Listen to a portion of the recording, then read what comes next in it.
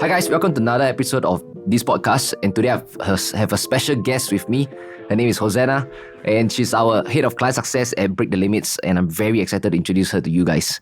Without further ado, Hosanna, please introduce yourself to the rest. Hi guys, I'm Hosanna, and as Darryl mentioned, I'm the head of client success, managing the team, and also co-coaching with Darryl in Break the Limits. And how long have you been here with us?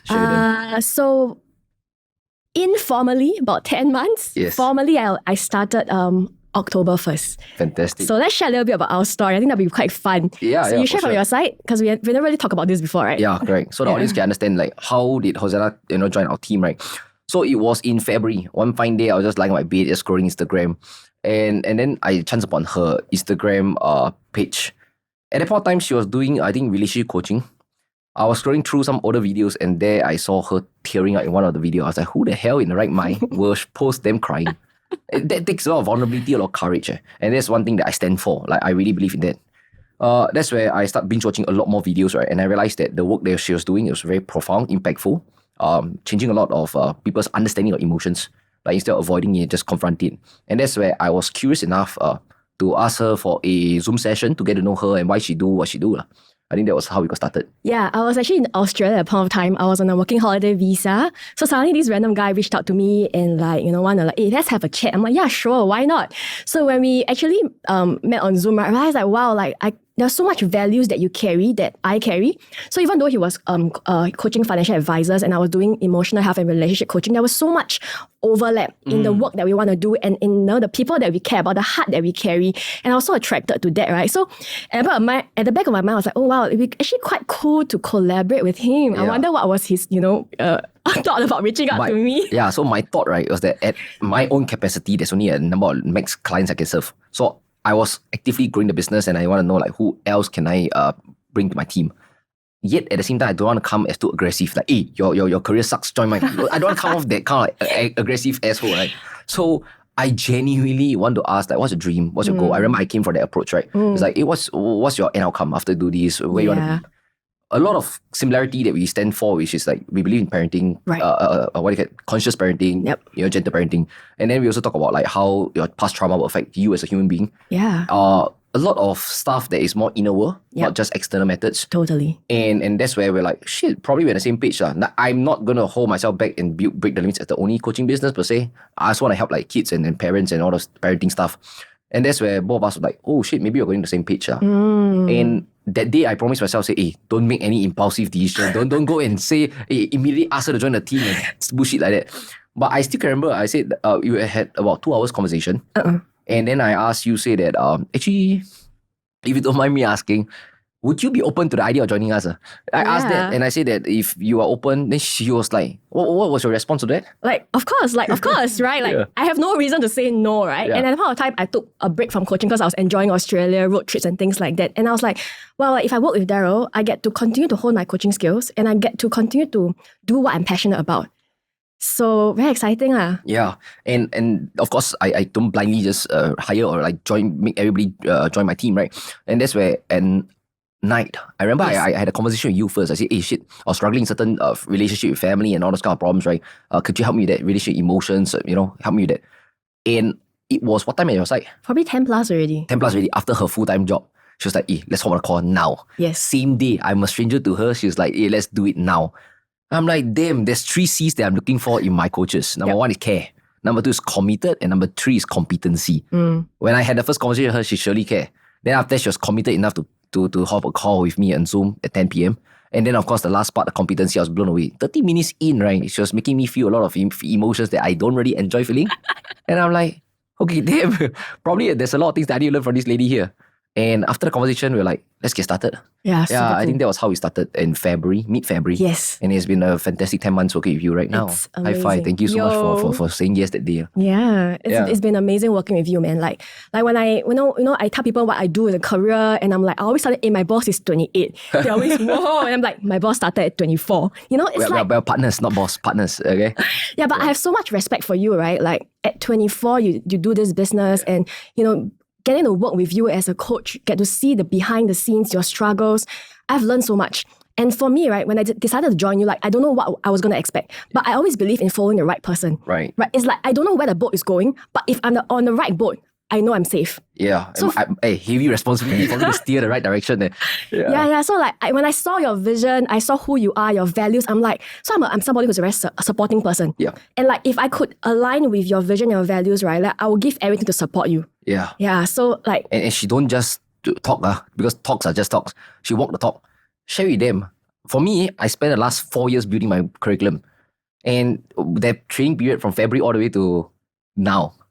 Tell them what have you gone through. Yeah, basically I went through all of his past coaching, all his modules and things like, because I felt like if I'm going to coach the people, I'm responsible for them, even though I was not paid. I was responsible for the lives of these people. I better join around, make sure I quickly learn everything so that I could provide value. And that was all I care about. Yeah, I think that was beautiful. Like, I see a lot of commitment. 12 a.m. She was asking me, hey, what were you talking about in this video? I said, which video? Holy shit, there's like 1 or 2 years video. She pulled it out from YouTube, from like online modules that we created. And that's where I know that like, hey shit, this person here, I think she's the right gem. With the right heart, she will bring the clients to the right places. That's where I feel very congruent with you. Yeah, so I'm so honored and privileged to be here to hijack your podcast, to interview you, Darryl, as a business owner, right? And allowing the audience to also see a glimpse of you, right? The side that we get to see. Right. As the Break the Limit team get to see. So, Darryl, maybe share with us a little bit of your background of why Break the Limits was created, why financial advisors. Yeah, for sure. I think it's a long story. For those of you who want to go the full version, right? It's on our YouTube channel, right? So I just want to keep it short. Long story short, right, is that when I was really young, useless, playing games, chasing girls, clubbing, and then my dad had a family business collapse, struggling badly, and we're from a condo with cars, downsize everything, sell away everything, and then we have to stay in a HDB rental flat. At that point of time, my whole life was very different from this. I was mediocre, I average, and I don't give a fuck about anything in my life. My dad burst my bubble by saying that you are useless, really good for nothing. What are you good at? And that's where the reality was shaken for me. It's like, I cannot continue like that. Actually, true. My father cannot take care of me. No job for me. No business to run. I need to fend for myself. And that's where I started the sales journey. I did sales. Was top sales. I did a sales internship first. I sold myself damn hard to get the internship. And I didn't really perform. I oversell myself. And then my manager was like, what's going on? Software sales doing for restaurant solutions. I promised 5 restaurants at least. And I closed 0 in the first month. The second month, I promised 10 restaurants in 1 month. And the second month, I humbled the shit out and asked my manager, teach me. I will learn whatever fuck you want me to teach you. I will learn. And surprisingly, I got 20 restaurants. The target was 10. And I'm an intern. And he was like, maybe this young man can keep. From the intern for 2 months, he converted me to a full-timer. My salary was about 4K at 22 years old. And I was complacent. I was very happy. Top sales for 1 whole year. I was like earning 5K. Best month, 8K. And that's where I was traveling. I have to say, I tell my boss, I want to take off. Cool, unpaid. It's fine. And that's where I start questioning myself at 24 years old. I wanted to be manager. He said, too young, cannot. Limiting me again. So, and I asked myself, like, apart from making money and chasing girls and all of these chasing achievements, right? What's there to life? Nobody taught me the meaning of life. Nobody taught me confidence. Nobody taught me self-esteem. All this powerful stuff, that passion, purpose. And I went down the rabbit hole, learning from different teachers, different books, different videos. And I thought that this is so powerful. If only someone could have taught those young ones, like maybe 18 years old, 15 years old, all this powerful stuff, they wouldn't have to go through the quarter life crisis like me, job identity crisis and all of this stuff. And that's where I set aside, right, time, apart from work, to do this at the side. Coach kids, students, for $40, one client. And when I was doing my sales job at the point of time, I was just documenting my sales journey every day. Majority of them are advisors following me. And when I announced that I want to coach, student advisors came to me, say that, hey, I also can resonate with you. I also got no purpose after I joined this career, then like that all. Then I'm like, oh, interesting. Like me, make good money, feel purposeless. Cool, let me help you. And then there was transformation. There was like breakthroughs. And I take a look that after probably 1 year in my business, 80% of my client base are FA. Wow. That's where I said, why not let me just niche into it? It took me a lot of courage. I am young. I got no FA experience. I got no credentials or like those kind of certification for coaching. Nothing of that sort. So for me to boldly declare to the world, say, I can coach advisors. Damn. Probably can ask me a lot of questions about what's going on later. Right? But that was my journey. Yeah, what gave you the courage to coach advisors at 24 when you have no background? You said you had the courage, but where did the courage come from? What was the thought process behind that? Okay, so here's the behind the scenes, right? 24, I started coaching the kids, the youth and everything. 25, after 1 year in, that's where I said that, you know what, let me just niche into advisory. Maybe 25 years old, mid of the year. What happened was that I was feeling a lot of fear, a lot of imposter syndrome as well. When I was posting content online, I did not dare to say, if you're a financial advisor, listen to this video. I don't dare. Wow. I just say, if you're a salesperson, if I'm a salesperson. Yeah. I started off like that. And I built a lot more evidence that, hey, salespeople like my videos. Hey, salespeople come for my coaching. Salespeople get breakthrough from my coaching. Great. Slowly, shortly after, I see more advisors, for example, those ones who are like leaving the industry, last resort come to me. I have to start somewhere, find evidence, right? After coaching them, they got mini breakthrough, but they still choose to leave the career. Fair enough. But instead of looking at, I'm a bad coach, right? The advisors still leave. I stare at the positive evidence that can build me and my identity, which is, hey, previously he didn't have a 10K month. With my help, in just 3 months, he had his very first 10K month, even though he chose to leave. That's fine. I did it. I did something. So that was how beggar cannot be choosers, right? At the start of my career, I took every FA that I can take. And that kind of firms up my belief that as a coach, I can coach FAs. Wow. It was not like I produce MDRT, Centurion, COT yet, but it's just I can coach FAs. Yeah, it's crazy because our brains are wired to actually focus on the negative. Yeah. And I'm sure when you started out, right, there were negative, like people questioning you, For sure. people leaving the industry after you coach. Why you as a coach, your ego damn, and you start questioning yourself, and it's so human. Yes. But for you, right, what you did was, I'm hearing that you actually focus on the good. Even one change, even one transformation is a transformation. Yes. I'm going to focus on that transformation and continue to do what I'm doing. And over time, you build that skill, right? Because skills takes time. And even though like people leave the industry, but even that time that you invested into it, you're actually not wasted. You're not wasting the experience. You're growing in the midst of it. Yeah, there's so much humility in that. Yeah, it takes a lot of inner work for me to acknowledge that, because I'm telling you right now, right, because I've gone through it. Yeah. But if I can be really more vulnerable and share you guys, right, the inner thoughts that's happening, literally word for words, what the fuck? I spent months with this person and this person chose to leave. I didn't quit on him. He quit on me. And I'm like, wow, fucking unfair. All of these are dirty thoughts that's happening. So each time, it's not that I am like breaking my limits because I'm very powerful from within, but it's just that like each time I have a setback, right, which is the what the fuck, unfair, I choose to come back with whatever I teach people, which is like create powerful meanings instead of looking at it as a victim. Change your disempowering belief to empowering beliefs. I literally have to do it. Emotional mastery, which is what I teach, we teach that. I process my unfairness and realize that, oh, he's fucking unfair. But it does not mean he purposely fuck with me. It doesn't mean that I always will have this kind of shitty clients. It doesn't mean anything about me. When I can do all of these things, which is what we teach right now, and I go like, oh, maybe it's just one more story for me to teach my next time client now. Yeah. And that's how I was able to bounce up from that time and time. Yeah, and it makes so much sense what you're doing now in BTL in terms of the inner work, because this is your journey. Yes, granted, you might not have been a financial advisor, right? But like, you have to go through so much. And as financial advisors, I think that, financial advisors put themselves in situations where they're faced to confront themselves more than someone who's in a 9-to-5 job. For sure. And the requirement for them to do the inner work is even higher. Yes. True? Yeah, of course. I always tell this, right? A business is just an extension of yourself. Imagine today if you're not confident. Do you have the confidence to speak to high net worth and ask for opportunities? Probably not. Same thing. Likewise, if you're not confident, right, even you have the best skill sets, you also think that maybe I'm not good enough. I could have done more. Whereas, right, someone who's not as competent but very confident took your opportunity. Right. Just because you have not done the inner work. Yeah. A lot of self-doubt still lurking around, hurting you. Yeah. So I also think that like you also probably go through the fears that people go through, the fear of failure, Judgement, fear of judgment, the fear of rejection. For sure. What was your journey like, and like how do you overcome that? Okay, let's start with judgment. I think that's the first one. Because if I want to put myself in the marketplace, right, for people to serve, for me to serve people and for people to buy into my services, number one, for a fact, I need to throw myself out there to be judged. Okay, pause. Yeah. What kind of judgment have you faced? Oh, for sure, a lot. So for example, when I was starting out, right, my closest friends, right, who were partying and clubbing with me back then, they're like, I know you, bro. You are someone who always like, in Hokkien it's called luan xian. In English it's called anyhow smoke around. Means that you don't know how to do it, but you bluff me. Because that was how I was like when I was the fucked up kid, 19 years old, just anyhow lah, just do anything anyhow. Make quick money, just want to get by. That's why I was like that until 23, 24 years old. The identity of me last time was that salesy, pushy kind of guy, or like the anyhow kind of guy. So, first question that I need to ask myself is that a fact? It was a fact. Okay. So, I remember this one powerful post that I posted on Instagram was, last time Darryl is a scam. For you guys listening to this right now, to call yourself out, expose yourself like that, it requires a lot of courage and vulnerability, which is why I appreciate her post that she did, when she was tearing up, processing emotions with the public. That was what I done.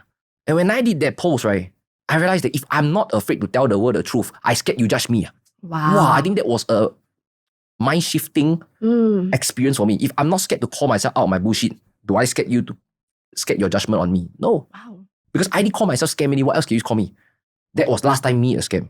So after that post, right, a lot of the people who used to judge me commented, say, wow, bro, thank you for being honest. Thank you for sharing all of these things that we never expect you to share. One friend, back then before I niched into advisory, right, I was doing group coaching, $40 per person. Maybe max was about $500 good coaching.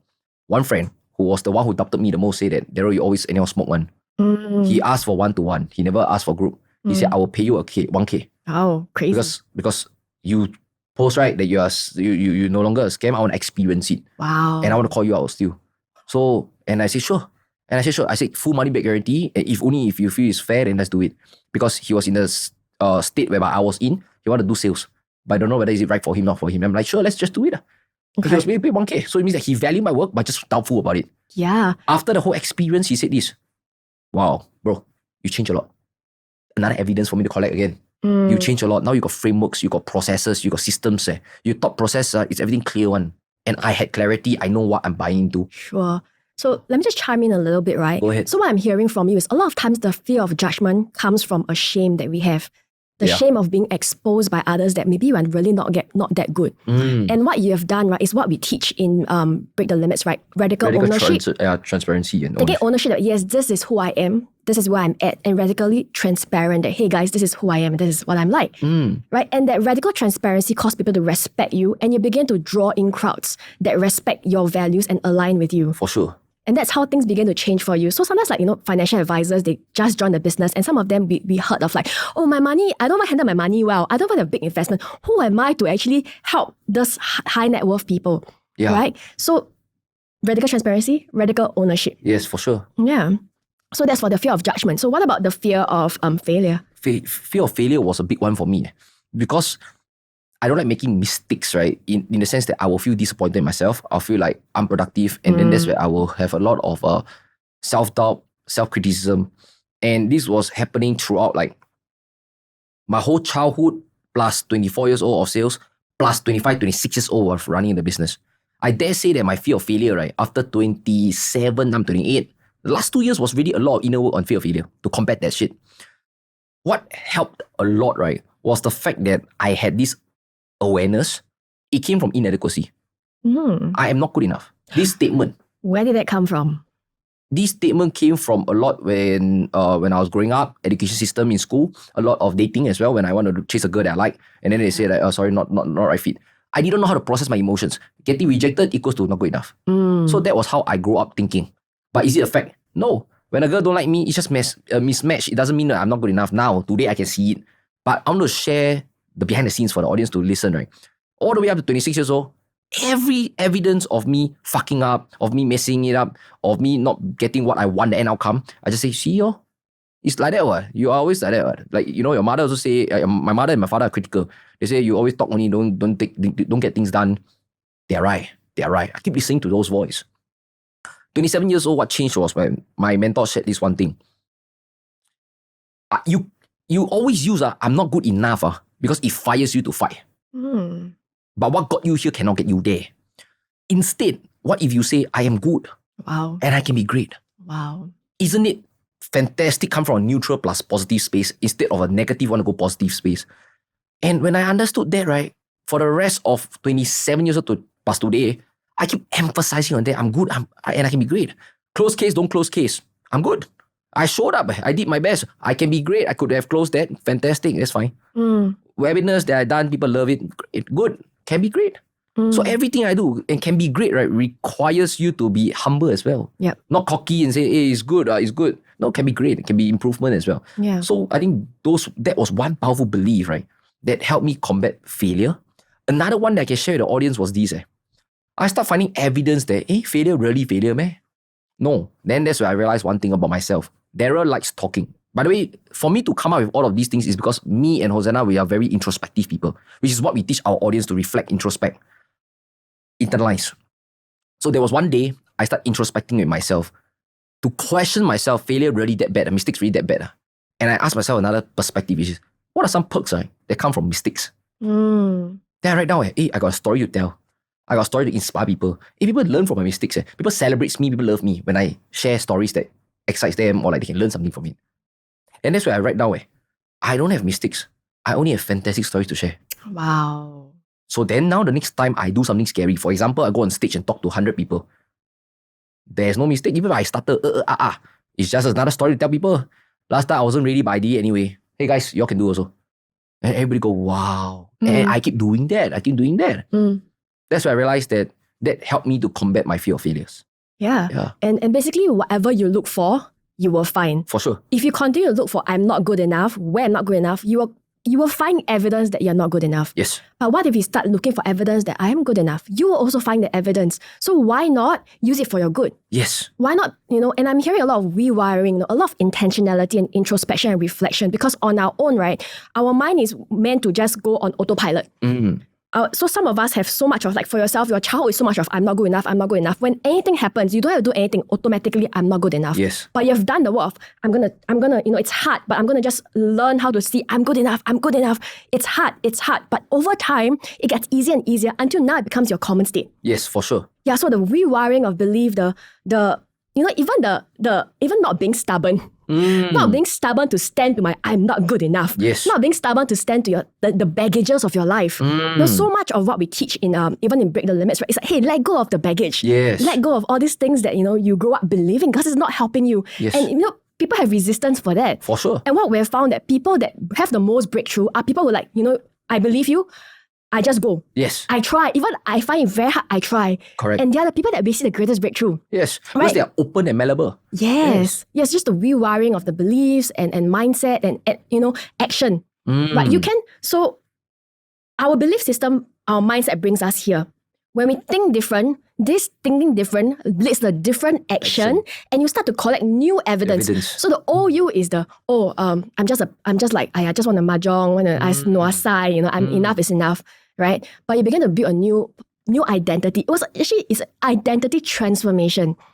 Yes. Yeah. Yes. And this transformation identity didn't come overnight. Yep. It was I'm going to try this different way of experiment of different mindset. Right? Then it leads to a different action.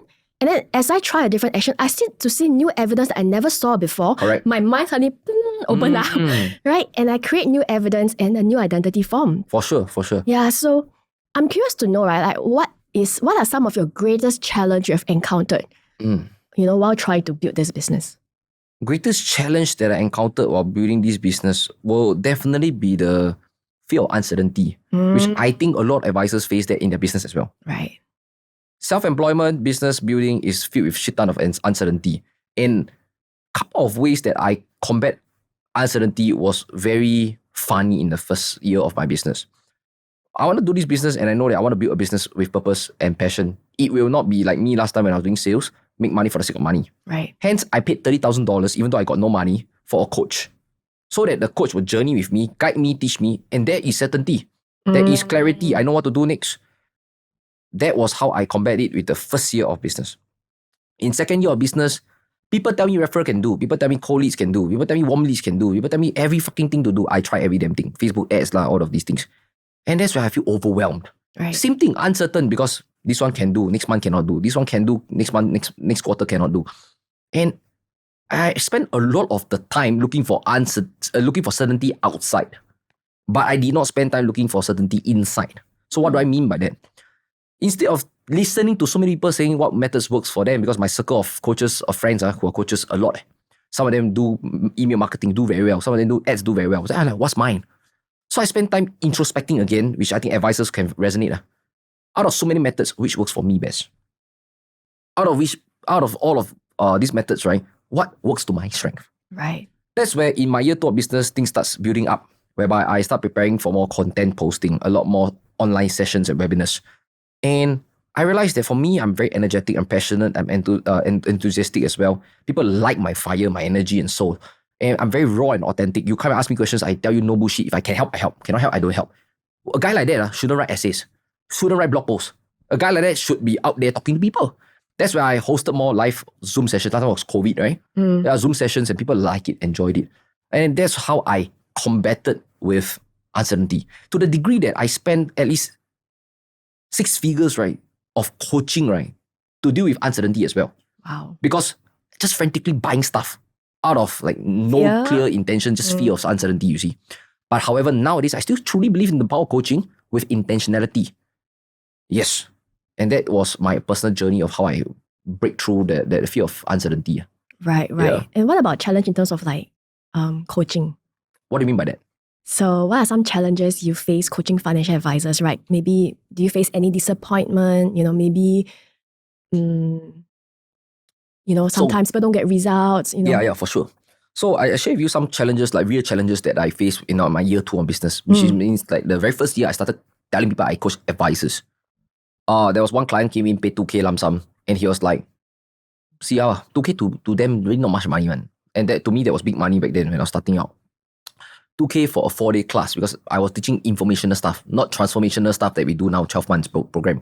So for that 4 days, the guy just online module went in only and say that, hey, these modules, the curriculum, like, don't make sense. He's a very logical guy.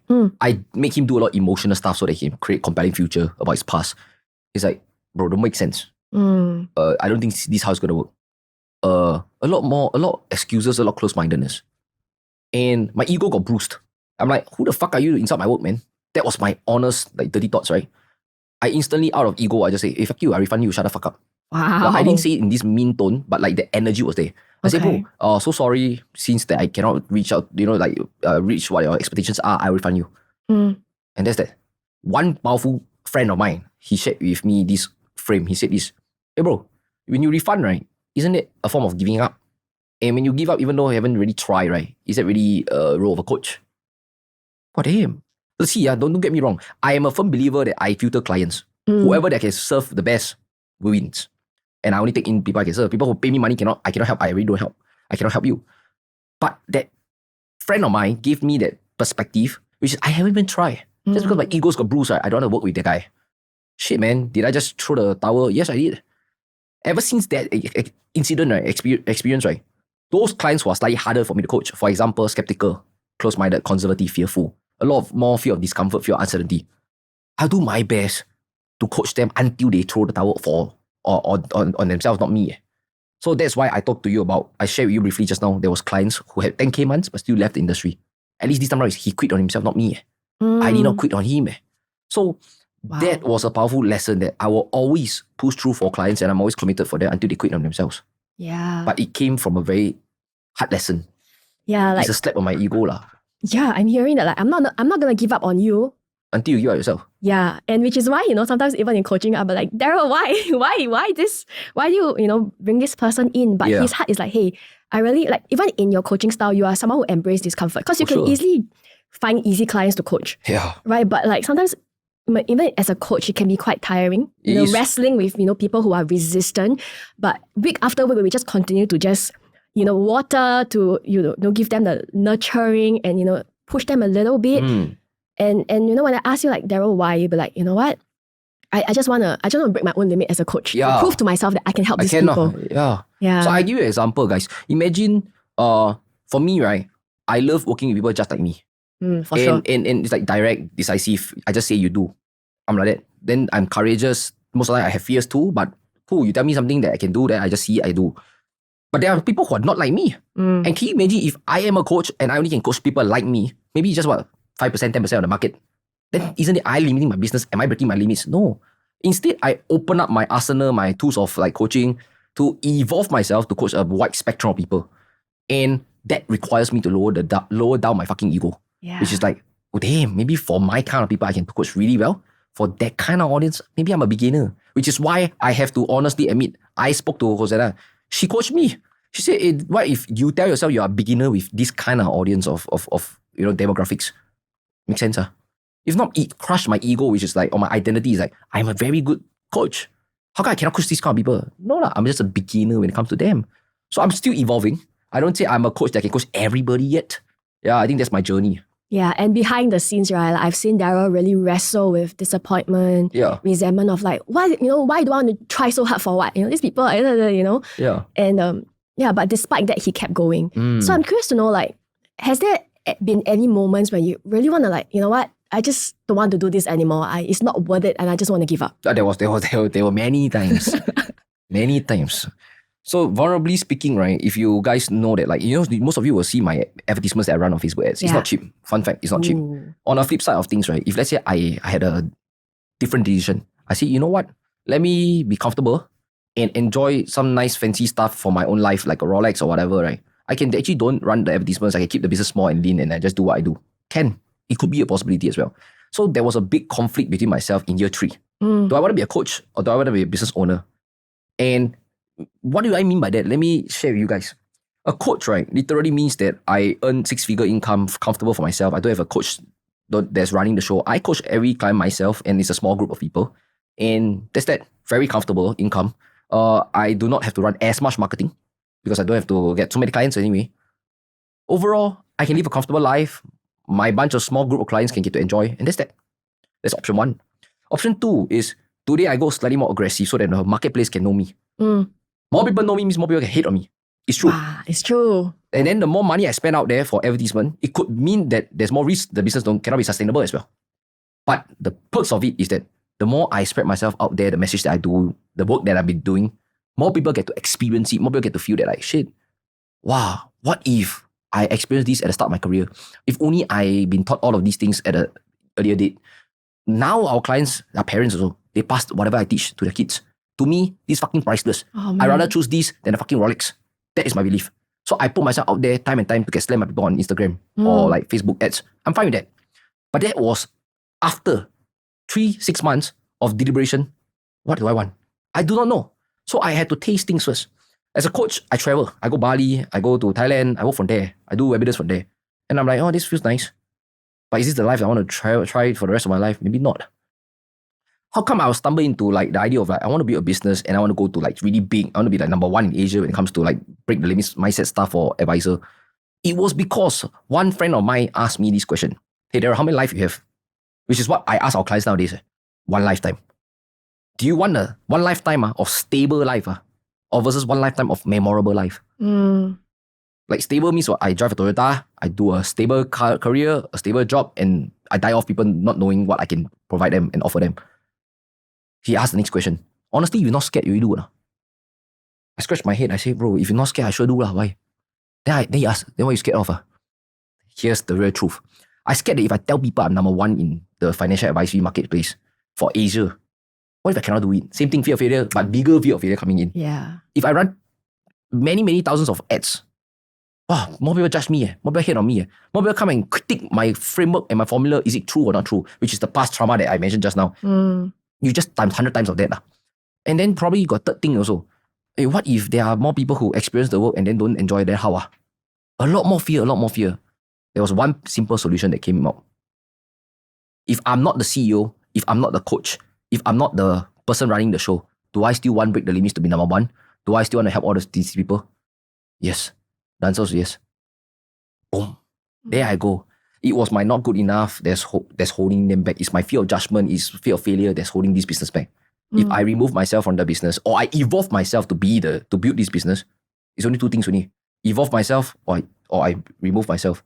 I choose to evolve myself. Yeah, I evolve myself until I have so much money to pay the best CEO that I can remove myself. But the mission stays, the business stays. Darryl is not as important as Break the Limits is. That was how I will meet you. That was how I was able to trust you to handle all the clients. All my clients journey with me. Of course, they are my babies. For me to trust last time you're a stranger, hey, it's crazy. But I tell myself, if Darryl today pass away, nobody else can coach them. It's a very big PT. This can go on. Darryl can go and die. It's okay. This one must continue. Yeah. So that was my 6 months contemplation, consideration that I came to this conclusion. So there's 2 things that I took out, right? So the first thing is, sometimes our clients come to us and like, I don't know who I am. How do I find out who I am? I don't know what I like, And what I'm hearing from you is really go out to try different things, experiment different things, right? Like, how do you know what ice cream flavor you like? Yeah. By trying out all the different flavors. And so giving yourself space to try different things, to figure out what you want, your strengths, your weakness, and then finding what works for you eventually. Because there was so much noise, right? Like referral, webinar, that's everything. And you can be so crowded and clouded. Yes. Right? But it's in trying out and then eventually knowing what works for you. 100%. Right? So that's one. Another thing I'm hearing from you is, for you to, because you could have easily chose a luxurious, comfortable life, but you chose to use this money to invest back into the business, to reach out to more people. There has to be a long-term vision. Yes. There has to be a strong purpose, even beyond you, right? Which is why I started expanding, because even if Darryl is not here, I want Break the Limits to continue. Yep. Yeah, so what is that long-term vision? Like, what is that purpose that drives you every day? Because purpose is really something that keeps us going when we face failure, when we face disappointment, when we want to throw in the towel. So your purpose has to be strong enough to keep you still here today, despite what you have experienced. Yeah. So share a little bit more about that purpose. For sure. Like I don't want to sugarcoat the word purpose, right? And I want to be honest that it's okay to be small. It's okay for it to be selfish. It's okay for it to be anything that you just genuinely feel for. Simple as that. So most people don't do that because they don't feel for it. It is as superficial as it gets. Next year, what you want? MDRT, just one name. Next year, what you want? I want 1 million, just a number. But you don't attach a feeling to it. So one thing we coach our clients is a vision with clear emotions. Always lead to action. When I was younger, my father was busy with business. And I did not feel love at home. They were spending time and money on tuition and just chucked me there. No doubt I love my parents, but then that's my childhood. I just want to do things right for my kids. After my father screamed at me, say, "What the fuck, you useless son?" I just think to myself, could I, if I'm a father, done it the better way? Yes, there is. There are so many methods that can do better, right? So I told myself by 35 years old, and back then I was 25 years old. Back then I was 21, 22. So pretty much I just said 35, I want to be a stay-home dad, and I want to give my kids all of these things. But today, if I have to make it clearer, right? Personal selfish goals is I want to provide emotionally, mentally, financially, physically there for my kids. Spiritually as well. And that is a more comprehensive. Don't have to literally stay home. That's my selfish why for myself. Along the years, as I do coaching for the last 3-4 years already, I experienced a lot more breakthrough from clients. I experienced breakthrough from my own coaches. And that's where I felt that like, holy shit, my life has so much ripple effect. And funny enough, one thing that we teach our clients is driving forces. Yep. My driving force, regret came up. I always judge people with regret. I always say, regret people scared one. I become regret driven also. But the funny thing and the powerful part about regret driven, right, we are maximizers because we only got one life. We want to maximize the shit out of it. And that's where I start regretting that, maybe the first 3 years of my career, I was just cruising by, not as fast as I can be. 4th year, 5th year, 6th year, 10th year, or maybe this lifetime, I want to maximize the shit out of it as fast as possible, as much as I can. Bring the work that we do to more people, not just FA space, but beyond. But for the first 20 years, I want to just niche into FA. I don't want to dilute the culture by getting all the real estate in, the FA in, the entrepreneurs in, and then like my FA clients, right, will feel like confused. The final vision that I envision for Break the Limits, right, is that it's an audacious goal, to be honest. Now, even saying it loudly, Scary. It scares me. I want to challenge myself. I want to break my limits. Wow. In this lifetime, at least, I want to go to $1 billion valuation in terms of the different companies that I hold. Not so much about getting there, but it's about like, how can I consistently and constantly evolve myself in order to get there? And this came from inspired from this show called The Trillion Game. It was on Netflix recently. I watched it during my trip to KL, right? When I watched that show, right, the guy, his name is Haru. I see a lot of myself in him. He's just a airy fairy guy with vision. He got himself a very good down-to-earth guy, a developer. The both of them just build business and they just go up to $1 trillion. And I start asking myself, what if I can do that? What if I don't limit myself and dream bigger? What if I start thinking like them a little bit? Don't look at like my one business, what can I do? But instead look very collaborative, like what other businesses can I combine together to build a bigger business empire? It really forces me to stretch myself beyond and beyond. So to tell you honestly, the end vision in mind, right, is that, I just genuinely, now I can see very clearly, is to be number one in the entire Asia. I won't say in the world yet, for mindset space, emotion mastery for FAs. Very clear. 5 years, 10 years, 20 years max.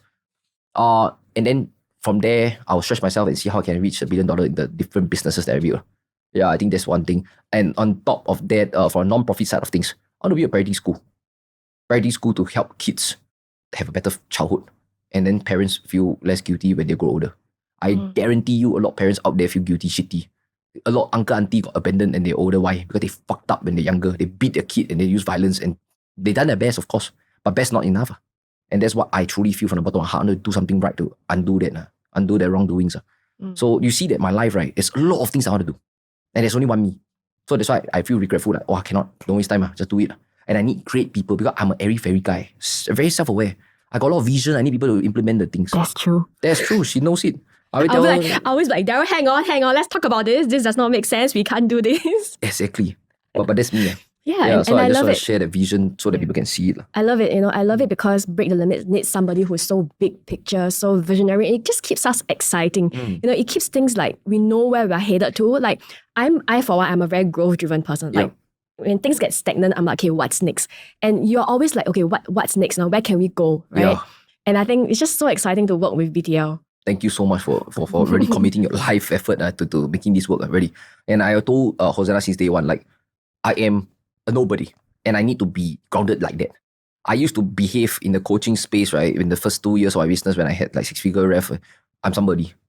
Cool. My mentor humbled the fuck down on me. That's why coaches are important, right? My mentor told me that if you continue this way, being arrogant and then you quit so easily, no perseverance, you will not go far. When I heard that statement, echoes came into my head. My father said that. My mom said that. I always all talk, give up very fast, quick results, and I just get complacent. And that's why I did the inner work. I start consistently reminding myself, say, hey, make sure you show up, make sure you have perseverance. That's why I signed up for the marathon training. 4 times a week, I go out and run for 8 months straight. And I keep stacking evidence to evolve myself. And I'm just wondering, just curious, right? How would the end version of Darryl looks like when I'm $1 billion rich? Even I have that, don't have that, that's fine. I won't cry when I have like 100 million. I won't cry. But it needs me to evolve to be that version. Wow. I'm just excited and curious to find out what would that version, like if you were to interview that version, what would he say? Yeah, like a lot of things that I'm facing right now in my life, maybe the 100 million guy, he'll be like, easy, small problem. Yeah, and that this game will never stop. But it's not a fun game. It's a never-ending game. Yeah. 很累, Chinese, emotionally tiring. Really tired. Then what do you do when you get tired? Go back to the why. Why am I doing this? So I tell you, it's the whole thing links on. My belief is that we only got one lifetime. Be your best version. Right? That's why break the limits. And then if I do the opposite of it, which is just be mediocre average, right? That's where I will feel shitty about myself. Then the driving force of regret will come in and say, hey, why are you regretting your life? So it is a formula of who I am as a person that shaped the way I design my life like that. Yeah. There's one thing that you shared with me, I think a few months ago that really, really spoke to me. Because I'm like, Darryl, why? Why do you want to do this? You're not an FA. Why? Yeah. And he said this, if not me, then who? Yeah. Whoa, until today, I hold on to that. Yeah. Right? Even when like there are moments where I want to try something new and I'm afraid, right? Like, who am I? I'm not qualified, right? The imposter syndrome. If not me, then who? People can be very qualified, but they might not have the heart to do it. They might not care the way you care. Exactly. Yeah, so if not me, then who? And I want to elaborate on that. Like when I say this, I don't say it lightly, if not me, then who? Competency, all FA can do better than me. Really, you do financial planning, advisory, summary, all the other things, damn bloody well. But touch my heart, probably understanding how human being works for FA specifics. The fears, the challenges, the conviction, all the beliefs combined together that's making you bad, poor, not as confident. I know it better than anybody else in this world. Why? I spent 4 fucking years studying them and understanding them. Not coming from a place of ego, but rather curiosity. And I even study COTs, interview a lot of my peers and friends. Why? How you can do it? Why other people cannot? Oh, when they were younger, they were like Deansleys, top athletes and all of these things. Oh, cool. Why do people cannot? Oh, maybe because in school they were just average. And they continue the average spirit in this career. Then I'm like, okay, cool. How can I bring out that side in my clients? So I really want to do all of these things, right? Continue for the next few decades. It's just a thing that I enjoy. It's addiction, right? Studying people. More than building business, to be honest. But I have to evolve. Yeah, so now I evolve myself to building business beyond just studying people. So yeah, I think that's why I have this full conviction. Nobody in the right mind will quit the advisory process when they make a lot more money there to do coaching, to help advisors do this. Yeah, I think one thing that would be very interesting to talk about is how we challenge our clients, things that is non-FA related. Yeah. That actually can relate back to their FA, bring back to their FA, the mindset eventually. Yeah, for sure. Yeah, so like what are some things that we actually make them do? Yeah, it's like crazy stuff. Like I don't, for me, disclaimer again, I do things by left, not by right one. I love I'm someone who don't follow books. Love it. I give my clients all the unorthodox ideas. that worked. They got their MDRT, so who cares, right? They got their better personal development, who cares? I give you an example of that. I forced them out to run 10 km run. Some of them never run in freaking 5 years. 10 km. Never Next. run 10 km before. Exactly. She was one of them who forced herself to run 10 km. We used driving forces, breaking limiting beliefs, all of these things to go and make them do stuff to find evidence that I can. And in fact, you embark more than that. Now you're on another I must share my 20 journey in a km, bit. I must share my journey. another 20 km challenge and all of these things. So apart from that, we bring that on the streets to do on the street challenge. I remember a client of ours, introverted, very shy. She literally, I challenged her to raise funds for charity, which we, in fact, donated to charity of $500 in total. She had to get, she was asking, how much, she asked a stranger, how much would you pay and what would you want me to do? I will do. The lady was, the little boy, was student, said to her, I'll pay you $2 if you sing Let Me Go in front of a restaurant at a very loud voice, loud noise, loud sound. She did it. And then let me ask the audience right now, like if you can do all of these things, naturally you are actually honing your fear of judgment. Yep. Some of you audience listening to this say, one, people crazy didn't do. But fair enough, these people crazy, that's why they can succeed in life. She did it. And once she done that, she transferred the same courage to her business, start prospecting more, start getting breakthrough as well. Yep. All of these things are transferable in different aspects of life, in business, in health. Yeah, so that's what I firmly believe in the work that we do here. Yeah, and at the end of the day, breaking the limits is about breaking our own beliefs about ourselves, right? The mindset that keeps us, right? So I think how this 10 km thing, so he started with when I was in Australia because he's training us to be coaches, right? So he needed to put on us the challenges that he put on our clients, then we can walk the talk, right? Yes. So back then I'm not a runner. Then he was like, okay, I'm going to challenge you. Go and run 12 km by this week, by hook or by crook. I'm like, I hate running. But I'm like, okay, I must do it because I must prove to myself that I'm somebody that can do things, that can embrace discomfort. So I completed that 12 km in that week. And then 4 km whenever I run, became 4 km, became my new norm. Yes. Now when you break your limits, right, that new limit becomes your new norm. Then we did the 10 km. I was like, I never knew I could do 10 km. So now it's like, I'm like running is something that I really, really enjoy. Yeah. Right? From what I don't like to something that I like. So this journey of trying out new things, challenging yourself, and I become addicted to just challenges. Right? Breaking limits. Breaking limits, right? You keep breaking your limits and it will translate into your business as well. Again, because like what you said, your business is an extension of who you are. Yeah. Like imagine for the whole life, right? Or your entire career, you say, I can only serve the middle class. Who limits you? Who say you cannot go and study the high net worth? All the things they need for them, like for example, the estate planning and all of this stuff, even beyond estate planning. Who limits you? Who say that you're too young, too old, too not advanced in technology? Nobody says that. Yeah. So we are the only one that's limiting ourselves. Yeah. I want to bring us back a little bit I want you to talk about the information and transformation portion. What's the difference? So I was sharing in another podcast, right? Like in the earlier start of my career, I was very passionate about the information I gathered for myself. But have I transformed as a coach yet? No. For example, I became more aware. Like I know what motivates me. But am I very motivated so that I can get transformation for myself yet? No. A coach can only bring you to where he has been to. I cannot bring them too much or too far a place. I was only a young kid, 25, 26 years old, posting content online fearlessly.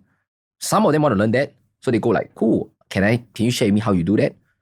So when I was doing those things, I compiled a few frameworks, you will know. AOI, Art of Internalizing, PPF, Past, Present, Future. That helps you to discover your future, your compelling purpose and everything. All I did was a 4-day class. I teach them the 4 frameworks, a couple of frameworks. And I go, yes, you're ready to change your life now. Go. And after I follow up with them, maybe 1 month later, they say, oh yeah, feels good for the 4 days. And then life goes on. And that's where the inferiority comes out already. Like, they really changed their life? Probably not. Inadequacy come out already. Wow, the money earned well-deserved, man. And that's where I said, this cannot be the way. So from a 4-day class, I can share the details for you guys to know as well. 4-day class last time was maybe $997. I now do 3 months plus this, 1297. For $300 more, you want 3 months with me? Of course. You do the math, it's $400 for a month versus $997 for 4 days. Of course you do that. So I keep doing offers like that, which I love creating offers. I'm a very creative guy. Creating offers like that can help these people get more transformations. And now if you journey me 3 months, I can do more funny stuff with you. Like the runs and all of these things. That's where all my earlier clients, I'm very grateful for them because they're open-minded to test things with me. Right. Yeah, that was how I keep creating transformation, not just information anymore. Right. And I think one thing that I have been preaching to our clients recently about information and transformation is what is that bridge between information to transformation is really action. Yes. Because after a while, right, when you first come to break the limits, it's like, wow, a lot of new information.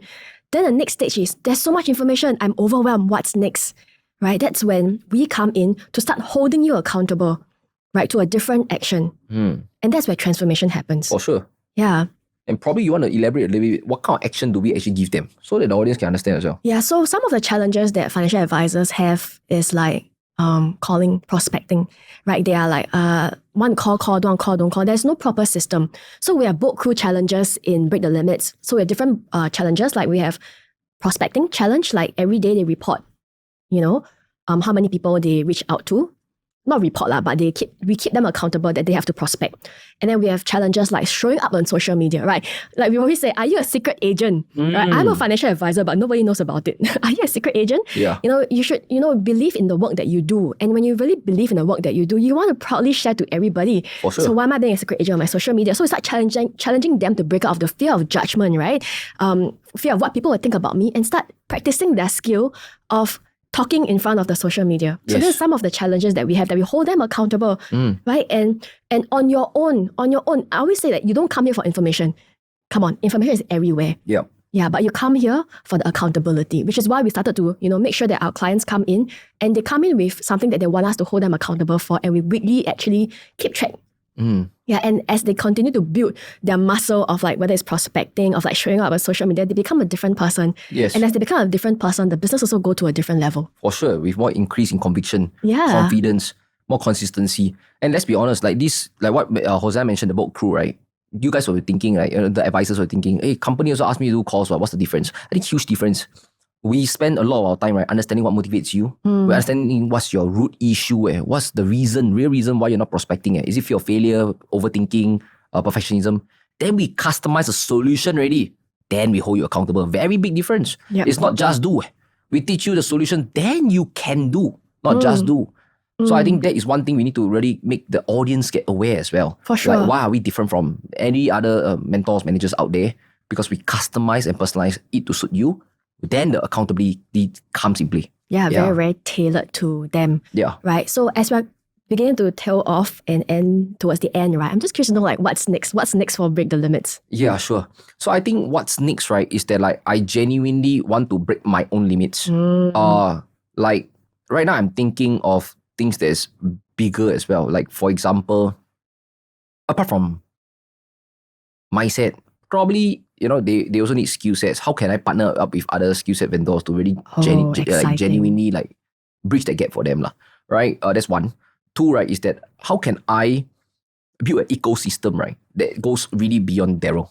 Because every time clients transform, last time, right, it's all about Darryl. Darryl did this, Darryl did that. In the testimonies, so Darryl did this, Darryl did that.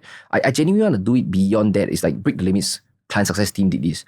Our coaches in Break the Limits did this. The community in Client Success did this. The online modules in Break the Limits did this. That will be my exciting journey next. It's an extension of myself that's doing better than Darryl itself. And it requires a lot of humility, a lot of trust for me to let go. Yep. So that things will turn out well. Which I'm very proud. The customer service team, the support team, right, is doing a fantastic job right now under Hosanna's care. That's for sure. And apart from that, it really, a lot of inner work as well. I think Hosanna will know as well.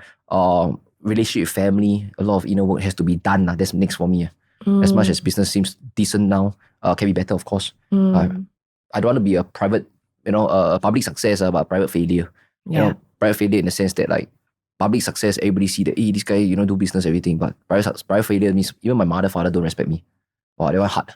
But in my journey, fixing all of these things. Yeah, I'm also hearing that like the inner journey never ends. Never right, ends. That what your inner work brought you to, from a young 23 whatever, to a business owner, to like where you are today, but to get to where you want to get to, right? We talk about evolving. It just never ends. Never ends. The day you go into your coffin, then it ends there. But different people, subscribe to different conviction and beliefs, right? I mean, it's what kind of life you want to have at the end of the day. Exactly. So I'm not here to glorify that, like, we breaking limits, maximize your life is the way to go. No. Some people just want to cruise by. Some people genuinely just want to say, I don't want too much stress in my life, because too much stress when I'm young. Yeah. Your choice. Yeah. Yeah. So, it's just that you want to attract people like that. yeah. So just as you were saying that, boom, go to coffin. I'm going to end off by asking you some question, right? Go ahead, let's go. So assuming, right, you breathe your last breath tonight. Yep. Okay, so what would you want to leave behind for the audience? First, as a business person. Yep.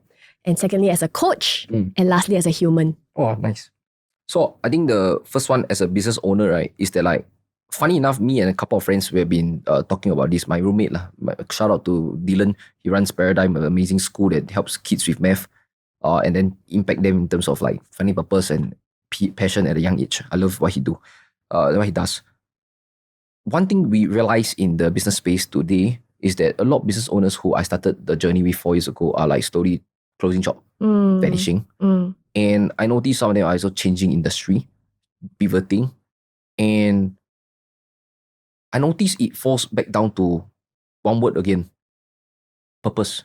Why you start this business to begin with? Are you here because you just want to make a quick buck? Because when COVID comes, don't have the fire, don't have the adaptability to do it, don't have the right purpose to attract talents to join your purpose, then you close shop. It really boils down to that. Are you purpose focused or profit focused? Wow. I think that it's best if both come hand in hand. Yep. But if those people who are profit focused, the clients can tell. Example, you want quick bucks, you don't care for clients complain, bad review, close down. Right. So a lot of things like that would really have to be inwards first. Really you have to work the internal work first. Like, what am I here for? Why am I doing this? For example, let's just talk about bubble tea shop lah. What's the purpose for the bubble tea shop? Someone who's a young boy since young, his mother buying bubble tea every week, once a week. Very good story. And he said, I want to continue the joy. That's why I do a bubble tea shop for a lot more people. Right. He know that when COVID happens or bankruptcy happens, right, he's like, I will never want to steal the joy from people. I will still push through. I will do a lot more things to attract people to come in. Versus, bro, this bubble tea nice lah, franchise this lah. Let's come make some good money lah. When times are tough, good money don't see, cannot be seen. Close the shop. Let's go next one. So to me, that matters a lot when it comes to attracting talents, push through when you're downwards days. Yep. The next question was as a coach to financial advisors. To financial advisors. Yeah. Assuming I'm giving you advice, people like yourself, right? A coach for financial advisors. Yes. Let me get this clear. I'm giving advice to a coach. No, you advisors. are a coach. I'm a coach. You're giving advice to your financial advisors. Okay. The very first thing that I would share with all financial advisors, right, is this: understanding your end game in mind, because everybody's end game is very different. Most people play the game wishing that it ends every year. Wow, like the goal of MDRT. Correct. So they don't have the end game. They play the game to end. Wow. Very different. So that's why they every single year have to feel like they're repeating the cycle again and again. True. And then they come to people like us. Why am I working so hard? Burnout lah. My comparison lah. Manager keep judging me, comparing me, and all of these things. So they play the game to hope that it ends. No. Switch it opposite. Find out what is your end game. Your end game means that, actually, you know what? One of our clients said this. I don't give two shit about COT, MDRT, TOT, or whatever fuck shit. I just want my company trips so that I can bring my family around. That is my life. I said, good. Can we do that? Sure. They don't care about accolades. They know very clearly what is for them. And I'm very happy because ultimately, is he breaking his limits? Previously, he don't even want to go for the trips. I can't even clear trips. Now he's clearing a lot of trips. You know who I'm talking about. Yeah, I don't want to review his name. But that's one example. So really understanding. Another example is one lady said, I want to be a TOT. And I said, why? So that I can break my limits. It's just like how I want to be there. Do we celebrate the money? No, it's not so much about that. But rather, it's just a status for us to stretch the person we must evolve. I celebrate her for that. And know that like every single year, even though we miss it, it's just one step closer to us getting it. Yep. I think that's your job as an advisor. What's your end game? Right. Yeah. Right. And last but not least, as a human. As a human being, right? I don't think I'm the best human being. I make a lot of mistakes. I made a lot of fucked ups. There are days where I'm selfish. But truth to be told, probably advice to another human being, right, is that your life is indeed precious. And your life, my own philosophy, is not just to cruise by. If you're cruising by right now, you're probably in fear. You're probably in comfort because you want to hide. You just want to hide away from something. And I'm saying this with a heavy heart because I used to hide also. I used to hide in games, clubbing, partying, chasing girls because I do not know what I'm good at. If I don't know what I'm good at, how can I share the word what I'm good at? How can I create things out of nothing because I don't believe that I can? Wow. So if you are listening to this right now, confront yourself the truth. What are you hiding away from? Is it that your fear of failure? You're scared that you're don't want to take up more tasks in your job? This beyond FA. You are currently an employee. You're listening to this right now. You don't want to take on more responsibility for your manager because you're scared you fuck up. There goes your opportunity for promotion. Yeah, ask yourself. You only got one lifetime. You don't rise up when, and don't avoid anymore. Confront, sit your ass down and start asking yourself, what kind of life do I want? What am I running away from that's holding me back from getting to that life? Write everything down, have clarity, have certainty, and then you go and work towards the game plan. Don't know who can help you, you ask. There are people out there who been through what you've gone through, have the heart to help you. You just don't allow yourself to be helped. Yeah, I think that's the message that I can share to people listening to this. That's beautiful. I'm hearing just clarity, taking time to sit down and think about, as a businessman, your clarity of your purpose, your why, right? It's like an anchor that will hold you when the storms come. Yep.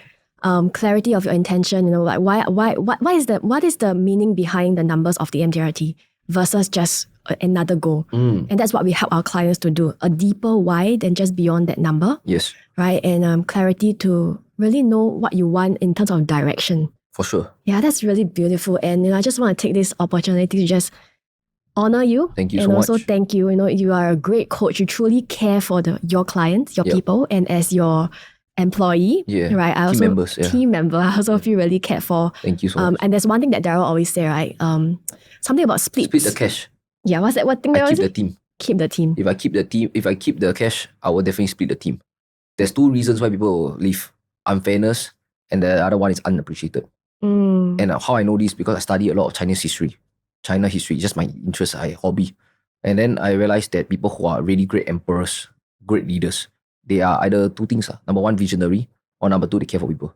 Yeah, and both of which you have. Yeah, so my job is to hone myself to have. Amazing. I was not like that since young. So I keep creating. I always believe human beings can evolve. Yeah. It's a choice. Amazing. And if you tie ourselves to a shell, for example, a tortoise, maybe if let's say not say tortoise, a crab, small size, small shell. When they grow bigger, they outgrow the shell, they drop the shell, they find a bigger shell. Same thing for identity. When you're young or maybe you're now starting in the career, you only have a small identity, but you got a big mission. Evolve yourself, your identity, so they can achieve the big mission. That's what I really believe. So that's why I have to constantly humble myself down. Not easy, bruise, ego will get bruised. You're like, hey, Darryl, this part here not good. Write notes. Okay, I improve. Then of course at the back, the XYZ, all the vulgarity come out. But deep down, I'm like, it's true. I have to improve. So I don't want to show you guys that like I'm all perfect and all sort out. A lot. I think Hosanna know. We got asked a lot of coaching. Parents-wise, a mess. I be vulnerable and share you guys. Business-wise, not every day is smooth. But it's this journey, it's this constant evolving that's upgrading myself that goes like, wow, I'm here now. 4 years ago, I'm just a little kid in my own bedroom. Now I'm here with team members, with clients, trusting me, people who are older than me. Majority of our clients are older. Yeah. Right? I'm surprised. Now, last time was like majority they're younger. So that shows progression. That shows like, a lot of evolution. And I think I seek comfort in that like my life, if today, touch wood, last day, I did something nice. Yeah. More than just nice. You did something transformational for people's lives. Yeah. Then you see this feeling that you're having from my work, right? Imagine ripple effect of that. 1 million, 10 million, 100 million experience this. Let's go. Yeah, that's what's priced. Thank you for this. Yeah. That's it. Thank you. So to the audience, we come to the end of this session. And then, so I once again appreciate Hosanna for asking all these powerful questions. I never prepare for all of these things. And yeah, from the bottom of my heart, if you guys like the question that she asked, and you can follow her, where can they find you at on Instagram? HosannaGrace.Lin. You guys can check it out. And with that, we come to the end of this episode. Thank you guys. Bye guys.